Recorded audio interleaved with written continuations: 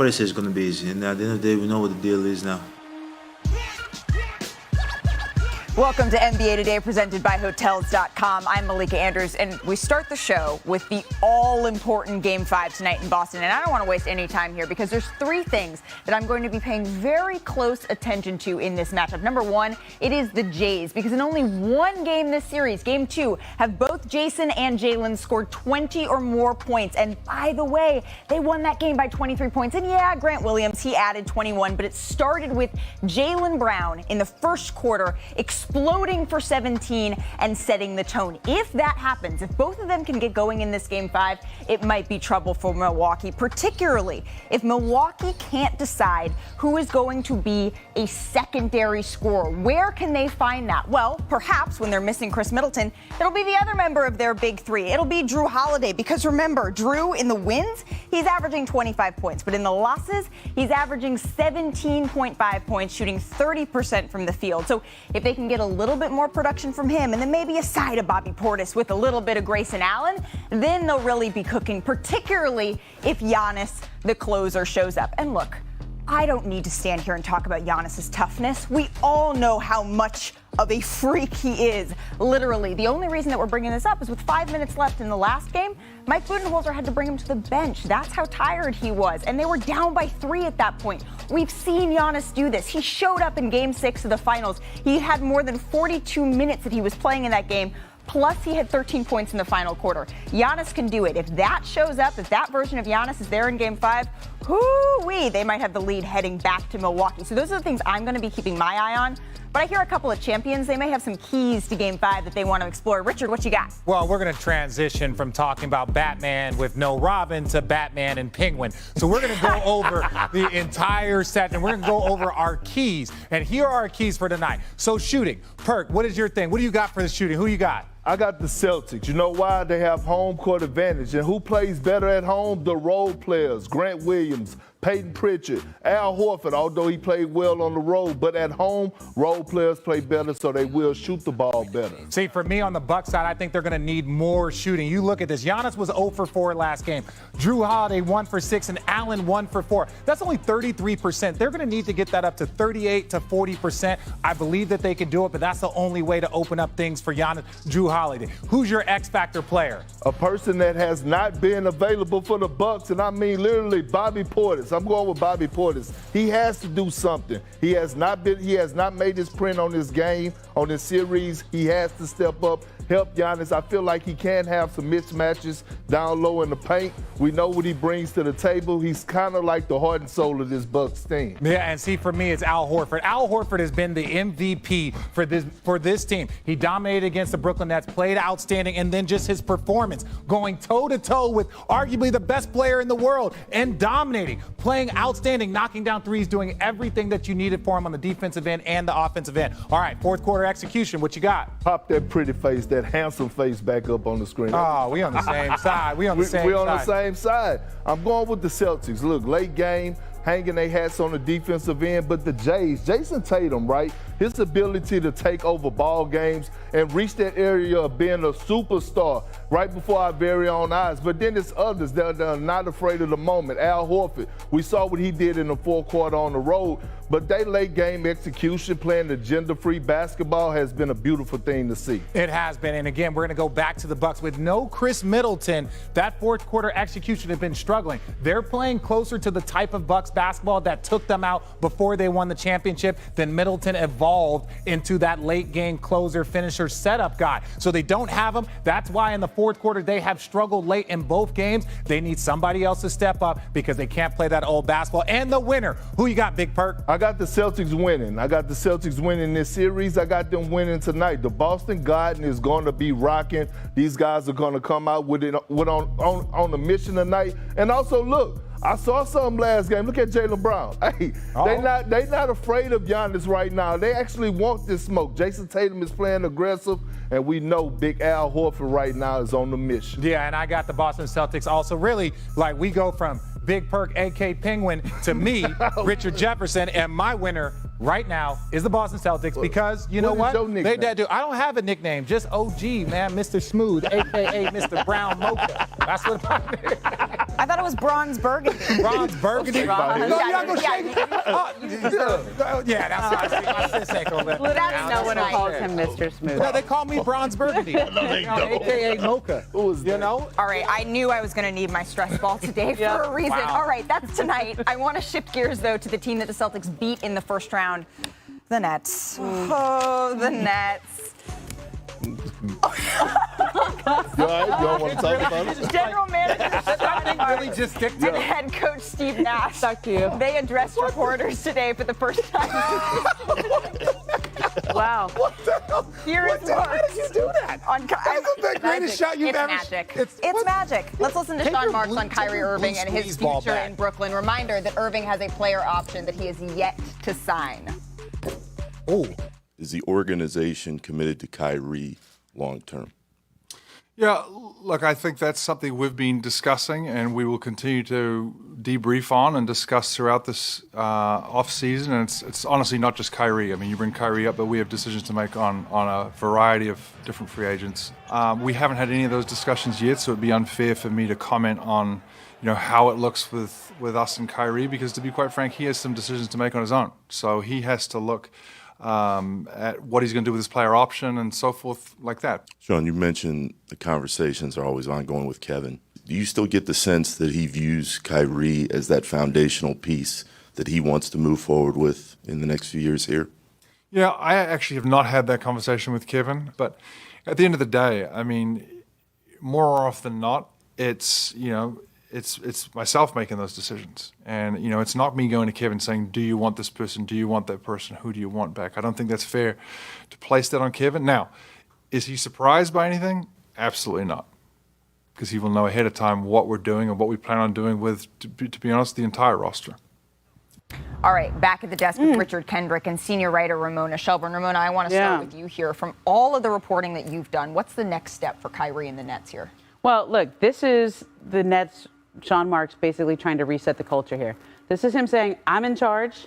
Josiah's in charge. That whole comment that Kyrie made at the end of the season of me and Kevin, and along with Joe and Sean, that comment, that did not go over well, as you can tell. And this was a big reset, I thought, from management to say we're in charge. And even the comment where he's asked by, I think that was Nick Friedel asking that question, saying, have you had a conversation with Kevin about that? And he says, I haven't, but he's never surprised by anything. In other words, I make that decision. More often than not, I'm the one who makes that decision. Now, saying that and actually doing it are two very different things. And I think the big question the Nets have to answer first is what happens with Kyrie Irving and his player option? If he picks it up, they can extend him.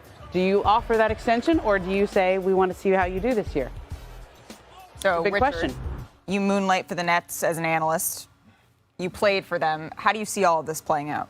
Well, I agree with Ramona. They're trying to gain back. Some of the things that made the Nets such an attractive free agency destination for KD and for Kyrie is the culture. It was Kenny Atkinson, it was Sean Marks, it was Joe Tsai, the culture that was building. Then they show up and they're working, they're adding in different players, but they did lose a bit of their culture. And look, we're going to talk about the Lakers later in the show. We're going to talk about both these teams and both these kind of the message sent from both of these franchises are we were unhappy. Well, we can do all the talking we want. We want to see what you're going to do to change, because what's currently working has not been working, not at the level that everyone expects us to be. So I don't mind all the talking done here in May, in June, in July, and all that stuff. It's more about what's going to happen when we know there's going to be another moment. That's just the way the NBA is, and we'll see what happens. Well, I actually love the talking from Sean Marks, because I think you got to start from somewhere. And I think, going Kyrie Irving way and Kevin Durant way, it hasn't gotten you nowhere, definitely not to the ultimate goal. And it's caused you more problems than it has success. So I actually love Sean Marks coming out publicly and speaking on Kyrie Irving and speaking on the culture and the whole situation at hand, because he's listening along with Kevin Durant. And I also love how he took control and said, yes, I'm going to make the decisions, but will Kevin Durant be surprised? No, I'm going to let him know, meaning that I'm still going to let KD have some type of input, but ultimately I'm going to be the one that's in charge. And I think you got to start from somewhere, and I applaud Sean Marks for doing that. Well, as you can imagine, Ben Simmons was also a hot topic in this, and Marks was asked about Simmons and how they plan on working him into the fold. Take a listen. Regarding Ben, I think post-surgery now, I don't want to speak for him, but I can sense there's a relief. There's a new. So your question is, how do we support him, through the mental performance side of things? And I think that's a touchy subject, right? I don't want to talk about somebody's mental health or mental performance. I'm going to let Ben address that at the correct time. And so we're going to be doing everything we possibly can to get him around our group. That is the key. He needs to be in here, smell the gym again, around his friends, around his family, around, to be quite frank, and participate in this, and let us help him, build the culture together, build up together, build him up, build him back up, because as Steve alluded to, he is a big, big part of this. That word culture was used a whole lot as Sean Marks was speaking today. But Ramona, what exactly does Ben Simmons need to do before he can get on the court for Brooklyn? Well, look, he's coming off a back surgery, and Sean Marks also said when they did an MRI on his back after the season, after he complained of having a soreness before that final game, it showed the herniation had gotten bigger. And so that's why he ended up having surgery. I know they went to 3 or 4 different surgeons. They all agreed he should have surgery. That takes about 6 weeks before you get back in the gym. But they expect him to make a full return physically before training camp. It's the fact that they're talking about trying to help him with his mental health work. That's important, and the Sixers wanted to do the same thing. But Ben wasn't interested in that because he didn't have trust in their franchise. He wanted to do it on his own. So let's see how much of this is physical and how much of this is mental. So knowing all of that, Perk, what's your biggest question with the Nets this offseason? It's the culture, right? And I appreciate Sean Marks talking about it. But again, how do you make Kevin Durant happy? But because all what Kyrie had going on, Kevin Durant has been 100% in. So how do you make Kevin Durant happy? Because sooner or later, you got to think about it. At some point, Kevin Durant, if things keep going the way that they're going, he's going to get aggravated and get pissed off. And you don't want a chance of losing Kevin Durant, KD, arguably, a top 5 player in this game today. So that's the biggest question mark, making sure that you keep Kevin Durant happy. No, I agree. That is the most important thing. And look, to your point, whatever they've been doing has not been working, right? They lose in the first round. And one thing that was really kind of shocking, I think, to everyone is their performance in the first round. Now, they had a couple of games that could go either way. But if your first round performance is any indication of how actually far away you are from winning a championship, that should scare the ownership. That should scare the coaching. That should scare Kevin Durant. That should scare every single body involved with that organization, that you could not get one win against the Boston Celtics, who are, in a position now to continue on. And so for them to be the betting favorite and to get done the way they did, to really just get punked in that first round, that should scare everyone. Kevin did them a huge favor, though, by signing a long-term extension. Yes, he did. Okay, so he doesn't have any leverage there. In a lot of ways, the organization has the leverage back because he signed that long-term extension. You got to keep him happy, yes, but he's the constant there. He's locked in. Some other decisions the Nets are going to need to make this offseason include players like Bruce Brown, LaMarcus Aldridge, Nick Claxton, all set to hit free agency. Still ahead, though, on NBA Today, was Embiid the biggest reason for Philly's listless performance last night? Now, I'm not here for no Embiid slander today. Well, we'll also get his thoughts on losing the MVP perk, which I also know you have some input on. Plus, the absolute latest on Ja's knee, listed as doubtful, will explain why a bone bruise may keep him out for the rest of the postseason. And from pain to more pain, the Lakers had a season to forget. Jeannie Buss sounds off on her Lakers squad. All of that ahead on Understatement. Joel Embiid, his face mask still on. Take a look at Dedmon on this play, though. It hurts. I don't want to watch it. It hurts me to watch Embiid this. in the face. Remember, he still has that orbital fracture that he's dealing with. That's incredibly painful. Not so much right here or right here. Yeah, no one right can see what you're there. pointing to, but I know that hurts, and I know Joel Embiid is tough, Some people man. got the joke. But Fourth quarter, we take over and just look. Watch this. There's not. What are you supposed to do here? Like, there is no good basketball being played. That's 1 on 5, in my opinion. That's not quality basketball. Not going against one of the best defensive teams in the league, and they make you pay in transition. Bam, out of the bayou, as my guy Big Perk tries to enunciate that. And then here, James Harden. I feel like he tried to get back to that flow that he had last game. Force it a but little. That's not who he is. Right, so he looked Can't like he was force it. forcing it a little bit. The Heat won forcefully. Here's Doc Rivers after the game. They were just more physical. We didn't run anything. We didn't run our stuff very well. We played at a snail's pace. I think, what did we have, 85 shots. turned the ball over. They gave up. I mean, everything they did tonight was harder and better. Their stuff was better than what we ran. Their energy was better. Their toughness was better. I haven't said that very often about us, and that's on all of us. That's on me to make sure they're ready, and that's on them to be ready. Tonight we were not. I want to watch the tape or burn the tape. I'm not sure which one. I'll probably watch it because I have to, and then I'll burn it.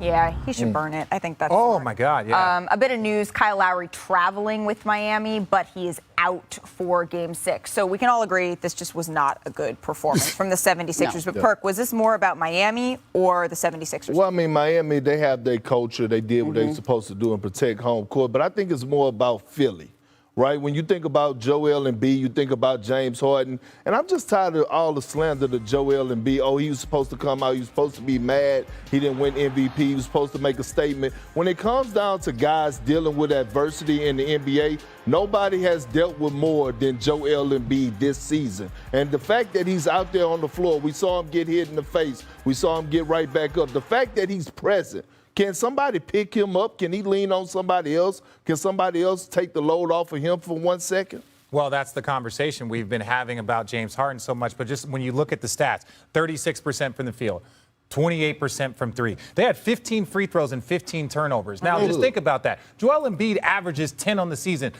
James Harden is one of the most historic free throw shooters that we've seen, his ability to create contact. None of that was going on. So it was like you look at it on the offensive end, and then you have 53% from Miami and 39% from three. So you were doing nothing on the offensive end. You were doing nothing on the defensive end. Your quality of basketball was not up to your standard or up to like what your team is trying to accomplish. So ultimately, I look at this, and it was both. It was Miami locked in and Philly not, and you get the worst loss in Doc Rivers history. That's the combo. Well, and Ramona has a great piece up on ESPN.com right now that's basically about revisionist history, and it's looking at things through that scope. And you essentially pose the question, what if the Sixers had kept Jimmy rather than Ben Simmons? And how about you answer that question now? How different would that be when you're looking through this scenario? I mean, there's a lot of what ifs when you look at the Sixers, right? What if they would have drafted Jason Tatum instead of Markelle Fultz? What if they would have kept Jimmy instead of...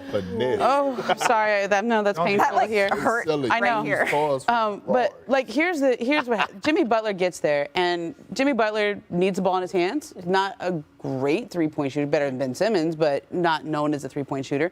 And they immediately become pitted against each other because they both need the ball.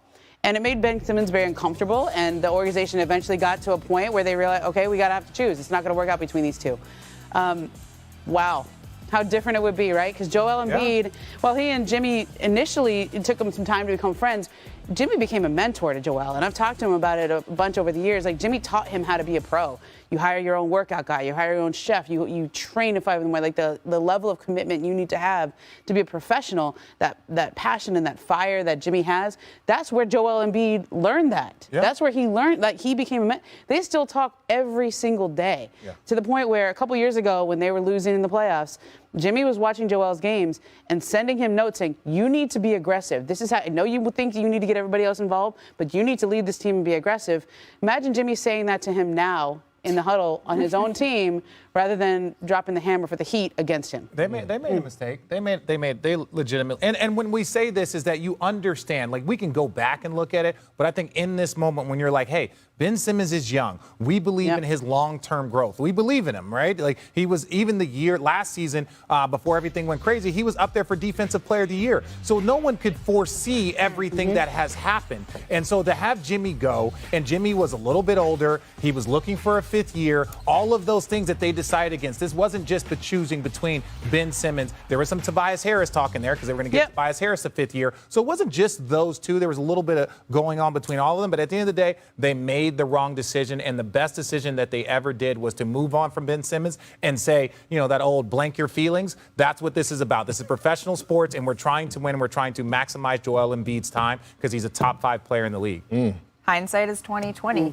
You can see the Heat try to close out the Sixers as part of our Thursday night doubleheader at 7 Eastern. That's followed by the Suns and the Mavs. Our countdown crew gets it all started at 6:30 Eastern, 3:30 Pacific. Still ahead, our injury expert fills you in on why exactly a bone bruise has Ja as doubtful for the remainder of the play. Just beat Ja.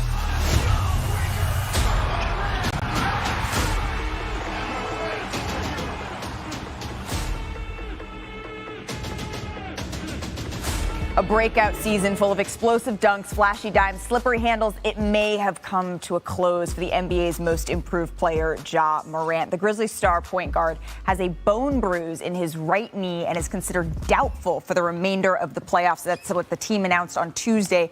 And the Grizzlies said Morant had an MRI that revealed the extent of the injury. Memphis will be without their star guard for a second straight game as the Grizzlies try to avoid elimination against the Golden State Warriors at home in Game 5 tonight. So we now welcome in ESPN injury analyst and senior writer Stefania Bell. Stefania, you're also a licensed physical therapist. For those of us that don't know, what exactly is a bone bruise and what makes it so severe? Malika, this is a very unfortunate name for this injury because you hear bruise and you think it's a black and blue. It's something you'd play through. But remember, when you have a bruise on your skin, that black and blue is bleeding. So when you have a bone bruise, it represents bleeding in the bone. It's an injury to the bone architecture on a very, very tiny level.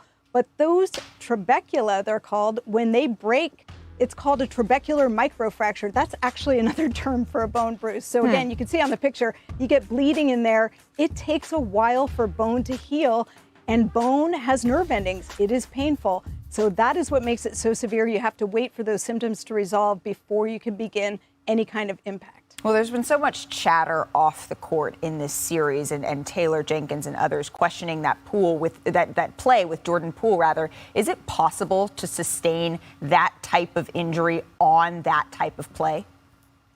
Look, I suppose anything's possible, and without the benefit of the specifics of Ja's injury or talking to the player, which is actually how we collate information about an injury, it's hard to say for sure. But if you look at how he plays, high impact, he is explosive. And even earlier in that game, he did have a couple incidents where he bumped knees, specifically one time with Klay Thompson.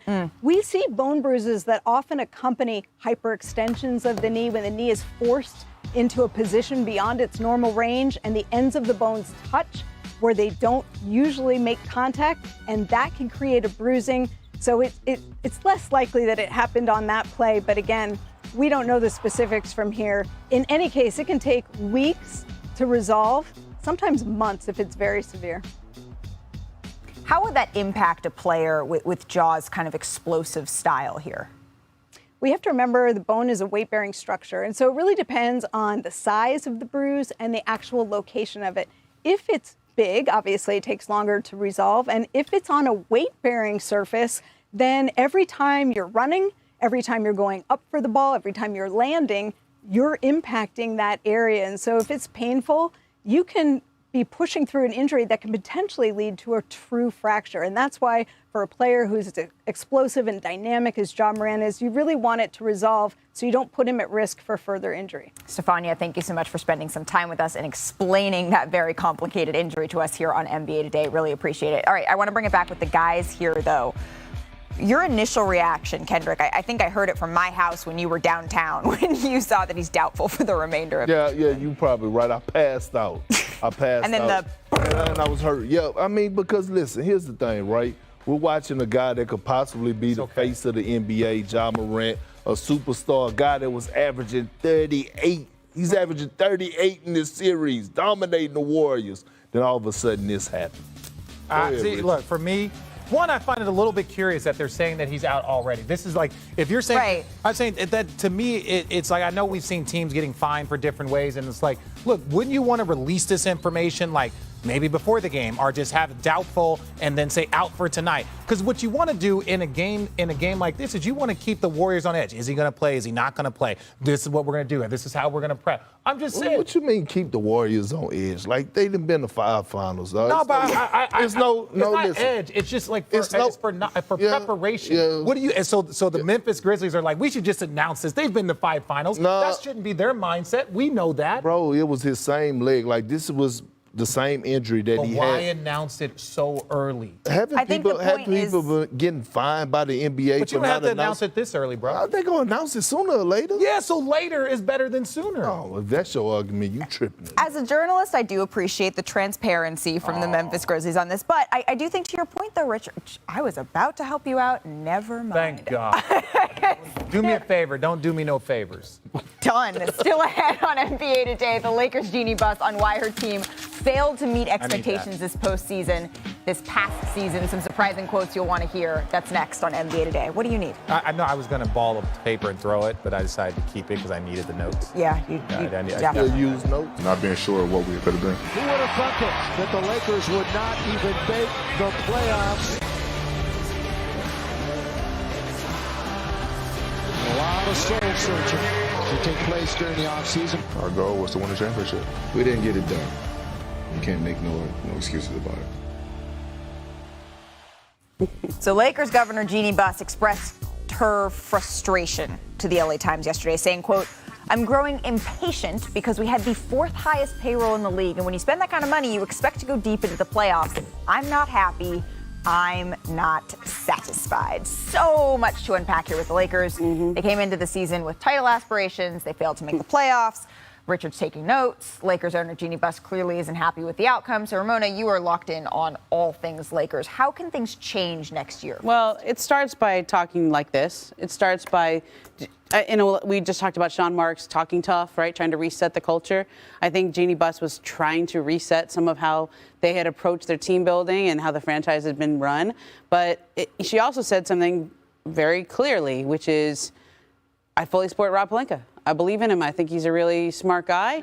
They've already fired the coach. So you see that's probably their big change to this offseason. And in other words, there's not going to be that much change in the front office. I know their fans get frustrated there, but there was something later in the article that I thought was interesting, and there was a note of saying if this happens again next year, her patience will not necessarily be there. And I think she stopped short of saying there's a timeline on this, but there was kind of a line drawn of when this isn't going to go on forever, right? This isn't going to go this way for as long as it's not going to be ad infinitum, right? And I think that was an important thing for her to say, because the last time she started talking like this, she fired her brother and Mitch Kupchak and everybody around. Well, that's true. Well, I mean, I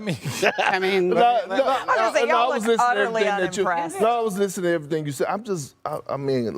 I'm just tired of the Lakers. I get you. I know, I'm with, but can we at least discuss a couple things? Like Jeannie, what's your point? Jeannie's one of the most respected people in this industry and all of sports. Like, she's seen it all, done it all the rings, everything. The last 2 years, they lost in the first round and they didn't make the playoffs. And she's like, one more year of this and I'm going to lose my temper. Like, Jeannie, I know you have smart people around you. This mix of whatever it is probably not going to lead to a conference finals berth, in my opinion, humble opinion. You know, the Nets and Lakers, two organizations that you felt like had chemistry issues. The betting odds favored to go on. You know how many wins they combined for in the postseason this year?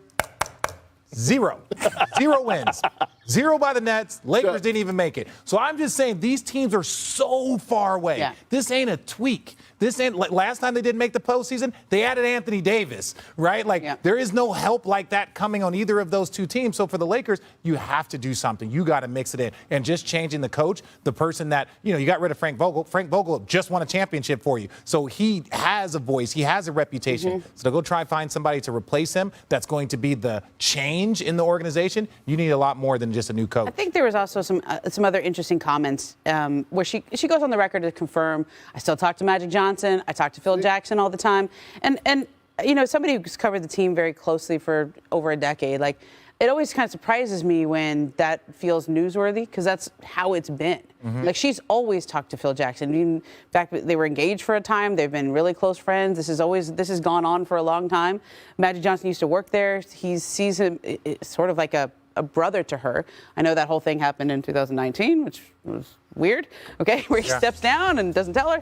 But he's like a brother. It's family. And so I think it's because of the magnitude of names that are involved, it always feels newsworthy, but these are the people she's always talked to. Yeah, and that's the problem, right? You need one voice, you need one shot caller, one person that's going to be able to think for themselves and run the organization for themselves. You know what I mean? They have too many Chiefs and not enough Indians. At the end of the day, everybody want the power, everybody want their voice to be heard, everybody want the decision to be the decision maker. You can't do that. One person need to call the shots, go in this direction. This is what it's going to be. We're going to hire this coach. We can come together collectively. But this is what it is. It's interesting, though, because she says, I'm a collaborative person. And the way her dad ran the franchise was essentially, I trust my basketball people. I trust people whose opinion I whose opinion I respect. She obviously respects Phil Jackson's opinion, Magic Johnson's opinion. Yeah. So it's just a leadership style. Yeah. What was that? You know who else is was going that? to have something to say about all of this, though? LeBron James. And here's what Jeannie Buss had to say to the LA Times about this. It's normal when you have a top player or players, you bounce things off of them. I think that's smart business. Do they have final say? No, Buss said when asked if LeBron and Clutch Sports are running the Lakers. Are they running the team? No, not at all. I'm the controlling owner of the Los Angeles Lakers. I'm held accountable for every decision that's made here. So, Ramona, what role does LeBron have in this decision-making process? Oh, he's involved. Like, they wouldn't, I mean, going back to Magic Johnson, anybody watch Winning Time? Like, I mean, we know this. Right? Like, this is how every franchise in the NBA is run. I mean, you always talk to your star player. Now, the question is, how much do you talk to them and how much do you listen to them? Okay, you advise them, you get their opinion. They started to reset that dynamic last year at the trade deadline. I mean, they did not do what LeBron clearly wanted them to do, and that's holding the line. And we'll see if that goes forward. I mean, that's happened in the past before where they didn't hire the coach he wanted, Tyronn Lue, and he still showed up and he was supportive. And it's, by all accounts, seems like he's still on board. Well, I mean, I think at this point LeBron has no choice because he played a huge role in the personnel that they brought in this offseason. He played a major part in bringing in Russell Westbrook. And you finished, almost 20 games below 500, didn't even make the play-in terms. So at this point, really, LeBron don't really have a gripe. He don't really have he can't complain. He's in the Maldives drinking Lobos. He's chilling right now. I'm not taking advice from somebody that's just drinking tequila in the first round. I'm sorry. Right now, I'm just, all kidding aside, you should take advice from your best player. You should. Yeah. Because your best player is the one that's going to have to cook the meal, right? If you're going to have to make the meal, you should be able to pick some of the groceries. That's true. If you got to make the meal, you know who said that? See that? Bill Parcells said that. Bill Parcells. I'm not saying the meal is going to be good. That's enough for teams that are not in the postseason anymore. Let's get back to the playoffs because still ahead, Joel Embiid. He did not win MVP. But was that a reason why he played poorly last night? Our panel on all things Joel when we return.